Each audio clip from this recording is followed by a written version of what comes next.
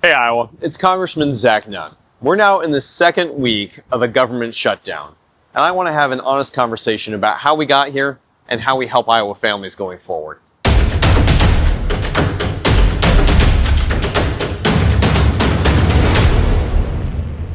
First and foremost, this shutdown was 100% avoidable.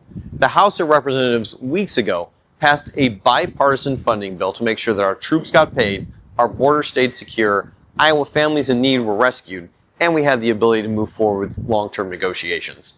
Unfortunately, when that bill went to the Senate, a small minority, led by Chuck Schumer, afraid of his primary base, decided not only to oppose the bill, a bill he supported 13 times when he was leader, but to put an additional $1.5 trillion on our national debt with new spending outside of the appropriations process, something everyone agrees is wrong.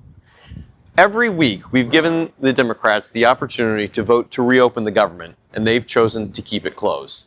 Every day that passes makes it harder for Iowa families. Together, let's come back to the table and open up our government. Iowa, the impact of the Schumer shutdown of the federal government is already being felt across our state, including for our 15,000 Iowa National Guardsmen, 2,000 of whom are forward deployed, who are about to miss their next paycheck. Look, here's the reality. If our troops aren't getting paid, members of Congress shouldn't be getting paid either. It's why I've deferred my own paycheck. But I've also worked to make sure that we pass the Pay Our Troops Act to help those members and their families on the home front get the pay they've earned. But this impact is even larger than that. It means that families are facing a financial cliff, a food desert, real challenges in getting the support they need.